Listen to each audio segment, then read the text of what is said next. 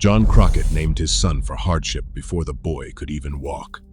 The family called themselves Crockett now, but 2 generations earlier they were Croquetans, French Huguenots who fled Catholic persecution and crossed into the north of Ireland with a new religion and an altered name. In Ireland, they became Ulster Scots. In America, they became Frontier. David Crockett was born near the Nolichucky River in 1786, the 5th of 9 children, in a cabin that no longer stands, but whose replica still marks the ground. His grandfather was killed by Cherokee raiders near Rogersville before David ever knew him. His father fought at Kings Mountain. By the time David Crockett carried a rifle instead of a plow, the family name had already survived a revolution, an ocean, and a war. He would carry it once more, into Texas, into the walls of a mission called the Alamo, where the Huguenot name that fled one massacre finally met its last one. Long before the frontier had a name for what he was, Daniel Boone's family had already tried to become someone else. His grandfather, George Boone, brought the family from Devon, England, to Pennsylvania in 1717. Quakers seeking land and quiet. Quiet did not last. Squire Boone was expelled from the Quaker meeting when his children married outside the faith, and in 1750 he moved his family to North Carolina, unmoored from the community that once anchored them.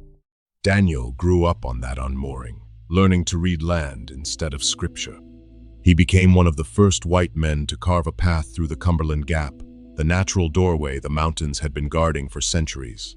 2 of his sons died, defending that passage west, one at just 16. The Boone name, English and Quaker, and quiet by origin, became the name attached to the opening of an entire continent. His grandfather, Don Juan de Xavier, fled France in 1685, after the king revoked the Edict of Nantes and made Protestant worship a crime punishable by death.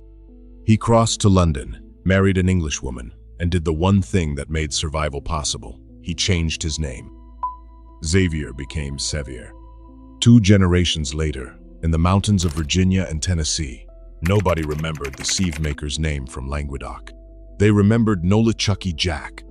John Sevier fought at Kings Mountain, helped found the short-lived state of Franklin, and in 1796 became the first governor of Tennessee. Elected and re-elected across 3 decades of frontier politics, he fought the Cherokee in dozens of engagements and once nearly dueled Andrew Jackson in the street over an insult to his wife. He died on a boundary commission in Alabama in 1815, still working the frontier at 70. A French Protestant name, buried under an ocean and a persecution, resurfaced as the first governor of a mountain state.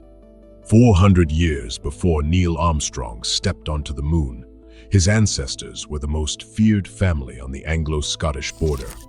The Armstrongs of Liddesdale were reivers, raiders who moved cattle and grudges across the border with equal ease, headquartered at Gilnockie Tower until their leader, Johnny Armstrong, was hanged by King James V in 1530. Genealogists confirm Neil Armstrong's direct descent from that same Border Reiver family, though his biographer has since disputed some of the specific details of how that line moved from Scotland into Ulster. What isn't disputed is the surname's path. Armstrong became one of the defining names of the Scots-Irish migration that filled the Appalachian backcountry, carried by families who traded raiding for farming, but kept the same suspicion of distant authority. In 1972, Neil Armstrong flew to the small town of Langholm, the old Armstrong seat, and was made its only freeman. He had carried a swatch of Armstrong tartan to the moon 3 years earlier. The Reiver's name reached the one place raiding never could. They rode beside the Armstrongs, and they were hanged beside them too. The Elliots were one of the great riding families of the Anglo-Scottish border, moving in the same raiding parties, marrying into the same feuds, absorbing the same reputation for taking what the law would not give them. When King James VI pacified the border after 1603, ending centuries of reiving in a single stroke of royal will, the Elliots scattered like the Armstrongs did, first into Ulster, then across the Atlantic into the Appalachian backcountry. The name traveled well. It did not need translation, and it did not need explanation, because by the time Elliots were clearing land in the Blue Ridge and the Smokies, half their neighbors carried the same kind of surname, forged on the same violent border, softened by the same ocean crossing. The Reivers' suspicion of outside authority did not stay behind in Scotland. It rode into the mountains with the name, and it is still there, in the fierce self-reliance historians have always tied to the Scots-Irish settlement of Appalachia. The Grahams were never Highlanders. That distinction mattered once, in a way modern Americans rarely think about. Scotland was never one culture, and the Grahams belonged to the lowlands and the border country, a harder, flatter, more contested world than the misty glens people picture when they hear the word Scottish. Their name meant something like gravelly homestead, a description of land, not romance. When the great wave of Ulster Scots crossed to America in the 18th century, Graham was already one of the most common names among them, alongside Armstrong and Elliot, cousins in migration, if not in blood. They came down the Great Wagon Road through Pennsylvania and Virginia, into the Shenandoah Valley, and further still into the mountains, where the land finally stopped looking like anything they had left behind. Grahams put down roots across the Appalachian frontier so thoroughly that the name became a kind of shorthand, one of a handful of surnames genealogists point to and say, "If your family has been in these mountains long enough, one of these ancestors is probably yours." The Campbells came from somewhere else entirely. While the Armstrongs and Grahams and Elliots were raiding the border, the Campbells ruled Argyll, a Highland clan with real territory and real power, the kind other clans feared and envied in equal measure. Their name meant crooked mouth, an old insult that stopped mattering once the family became one of the most dominant forces in Scottish history. When emigration pulled Highland Scots toward the New World, Argyll sent settlers on the short crossing to Antrim first, then onward to America, joining the lowland and border Scots already filling the Appalachian backcountry. The mixture meant something. Highland clan structure, with its clear chiefs and fierce loyalty, blended into border self-reliance until the distinction barely mattered anymore. Campbell became one of the most numerous surnames in the American South, carried by descendants who mostly never knew their ancestors had once been Highland aristocracy rather than border raiders. In the mountains, both kinds of Scottish blood ended up needing exactly the same skills to survive. 3 Vance brothers landed in Virginia sometime in the 1740s. Scots-Irish immigrants with no way of knowing what the name would become. One line moved into the mountains of western North Carolina, where Colonel David Vance built a log home after serving with Washington's army through the brutal winter at Valley Forge. His grandson, Zebulon Baird Vance, was born in that house in Buncombe County in 1830, the third of 8 children in a family long on tradition and short on cash. Zeb Vance became North Carolina's Civil War governor, then a United States senator, one of the most influential Southern political figures of his era, carrying a Scots-Irish surname out of the mountains and into the history books. Nearly 2 centuries later, the same surname surfaced again in Hillbilly Elegy, a memoir that put Appalachian identity back into the national conversation, written by a man who would go on to become Vice President of the United States. 2 Vances, 2 centuries apart, both defined by the same mountain inheritance. By the 1870s, William Anderson Hatfield was not just a mountain dweller, he was Devil Anse, a successful timber merchant along the Tug Fork employing dozens of men, some of whom were McCoys. That detail matters, because the feud that made the Hatfield name infamous wasn't simply 2 tribes at war. It was neighbors, employers and employees, in-laws, tangled together along a river that formed the Kentucky-West Virginia line.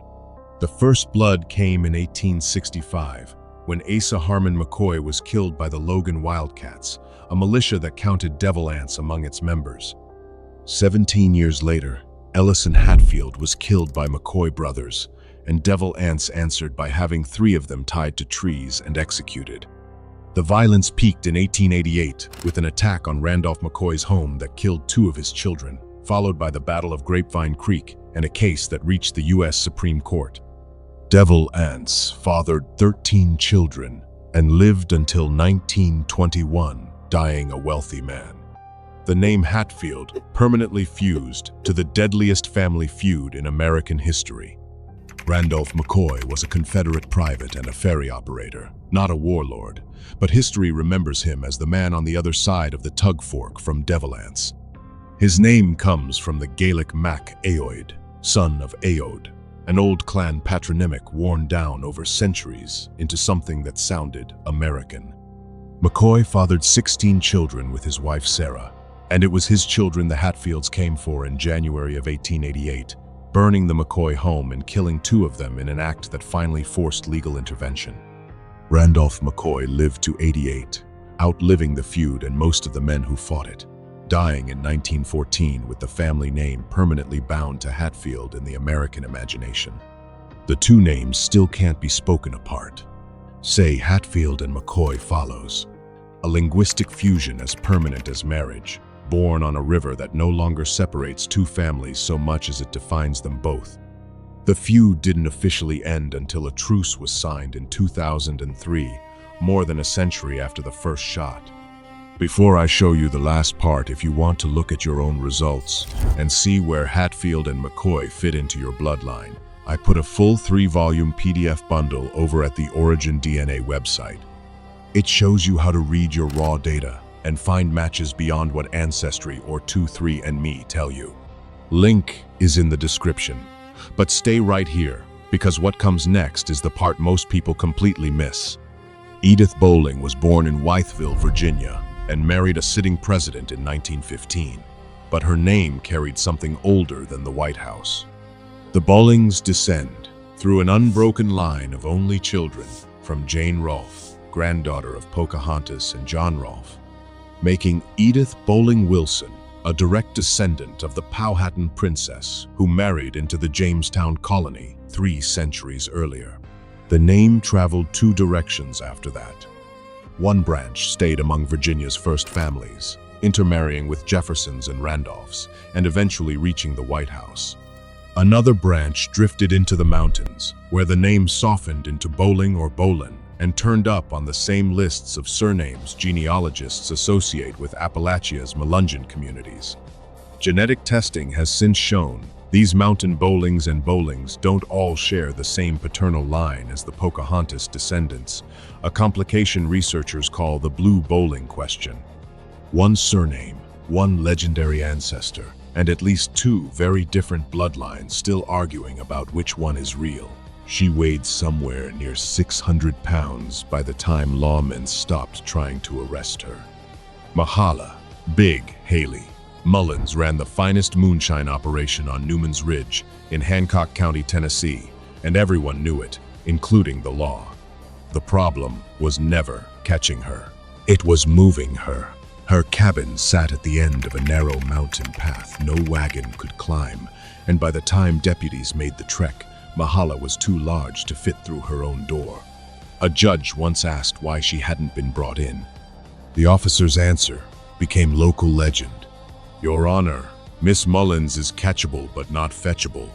She descended from Melungeon families, the tri-racial mountain communities of European, African, and Indigenous ancestry that settled the Tennessee-Virginia border and were often labeled free-colored in colonial records, subject to suspicion and legal harassment for generations. Mahala buried a husband and sons on the ridge behind her cabin and kept selling whiskey until her death in 1898, unmovable, unbothered, and by then, one of the most famous women in the state. The name Collins runs straight through the center of the Melungeon mystery.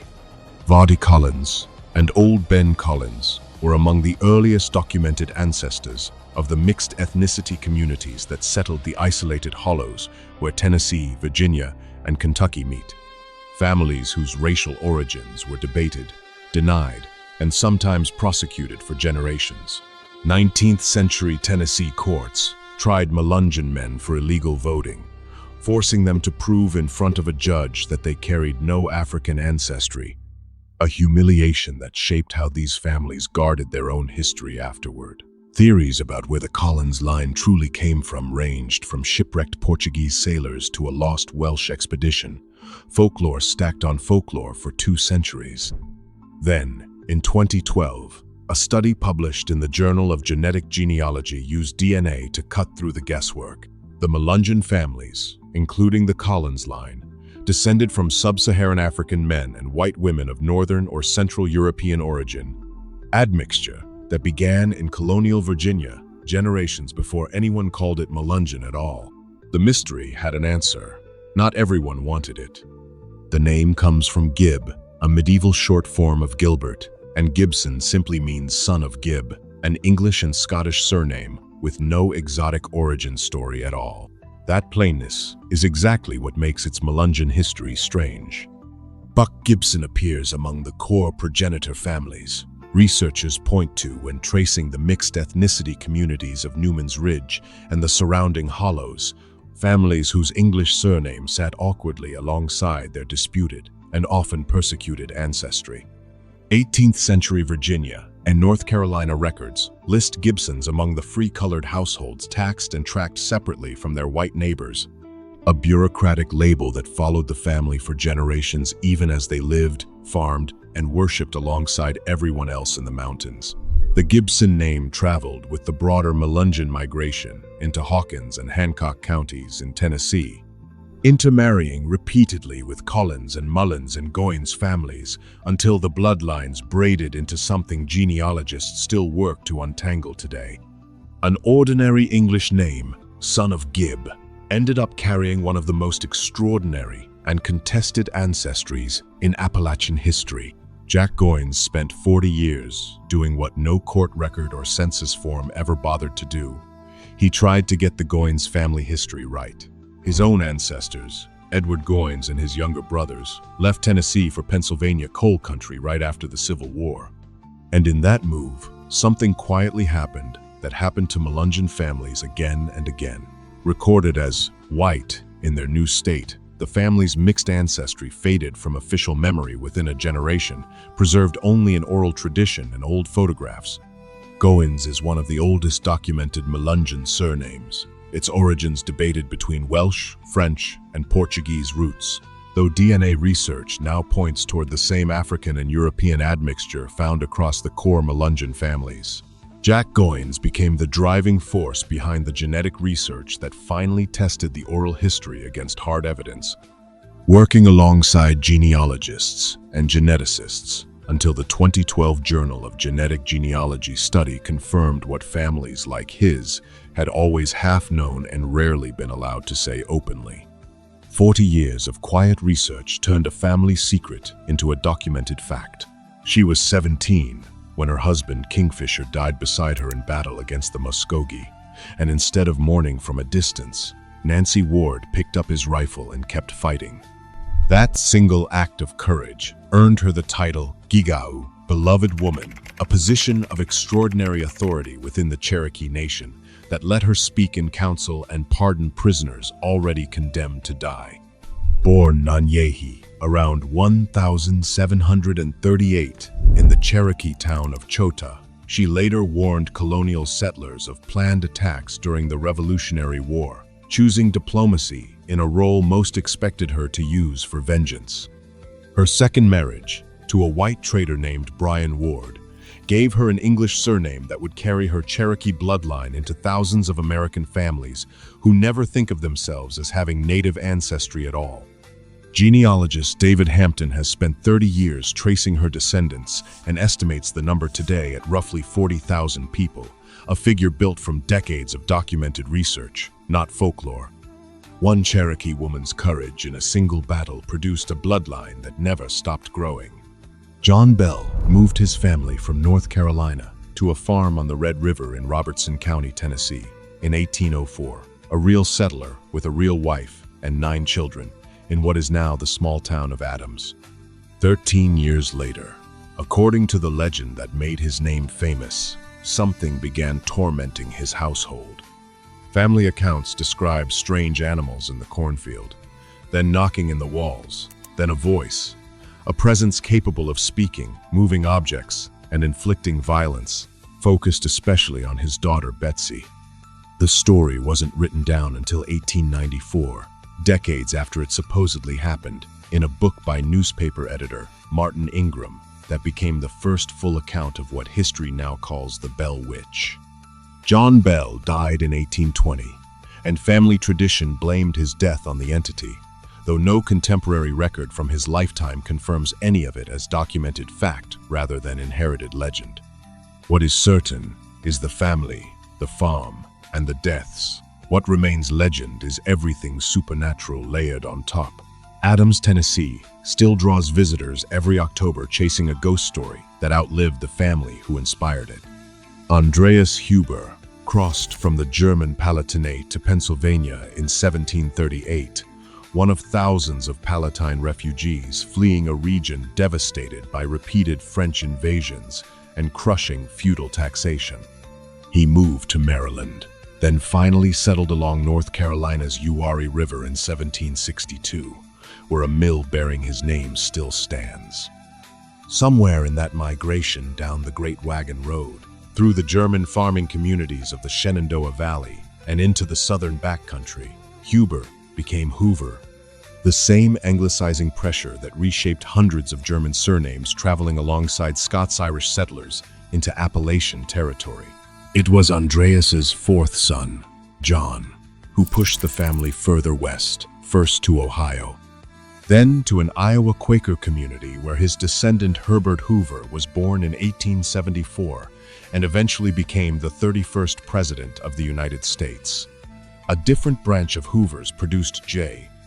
Edgar Hoover, the FBI director who held the position for nearly 50 years, a German landowner's name, worn down by an ocean and a frontier, ended up attached to two of the most powerful offices in American government.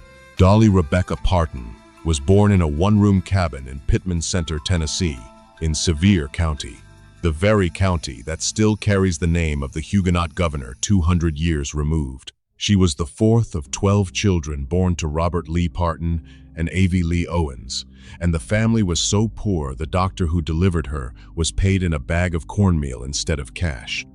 The Parton line traces back to English and Welsh settlers who arrived in Appalachia in the 1600s, farming families with no reason to expect their name would ever mean anything beyond the mountains they worked. Dolly has said she learned Welsh ancestry ran through her mother's side, the Owens family, alongside English roots on her father's, a mixture common to nearly every family in these hills. In 2024, she released an album called Smoky Mountain DNA, tracing both sides of her family back to the British Isles and turning her own bloodline into a 5-generation musical scrapbook. A Parton family that once measured survival in cornmeal now measures it in Grammy Awards without ever leaving the same Tennessee ground. Loretta Webb was born in a cabin in Butcher Hollow, Kentucky, the second of 8 children raised by a coal miner named Ted Webb and his wife Clara, whose own ancestry carried Cherokee heritage into the family alongside the English name. The community itself, tucked into Johnson County near Van Leer, took its name from a local butcher family, one small hollow among hundreds that produced the coal that built the region and buried the men who mined it. Ted worked the Van Leer mines through the night and their own fields by day, a life Loretta later turned into Coal Miner's Daughter, the song and the film that made Butcher Hollow a pilgrimage site for country fans. What makes the Webb name remarkable isn't just Loretta. Her younger sister Brenda Gale became Crystal Gale, and her sister Peggy Sue and brother Jay Lee both had their own recording careers. 4 Webb siblings from one coal camp cabin who each found a way into American music. One hollow, one hardscrabble family, and a surname that ended up on more record labels than most towns produce in a century. 20 names: the Huguenot who died at the Alamo, the Quaker boy who opened the Cumberland Gap, the sieve maker's son who became a governor, the Reiver whose descendant walked on the moon, the riding family that rode into the mountains instead of the border wars, the gravelly homestead name that became shorthand for Appalachian roots. The Highland clan, hiding in plain sight among border names. Two Vances, 2 centuries apart. 2 families who turned a river into the deadliest feud in American memory. The princess's bloodline that split into a first lady and a mountain mystery. The moonshiner too large to arrest. 3 Melungeon surnames still untangling their own DNA. A Cherokee Beloved Woman with 40,000 descendants who never knew her name. A ghost story that outlived the family it haunted. A German landowner's name that reached the presidency and the FBI. A cornmeal poor family that became country music royalty. A coal camp cabin that produced 4 recording careers. If your family has been in these mountains long enough, one of these 20 names is very likely already yours. Tell me which one. Tell me how far back you've traced it, and if you've confirmed it through Melungeon Heritage Association records, the Bowling Family Association's DNA project, or your own research, say so below. Share this with the family that always said there was mountain blood, but never had the records to prove it. Thanks for watching. Before you head out, don't let your DNA profile just sit there collecting digital dust. Tap the link in the description to download your ebook and finally make sense of it all tonight.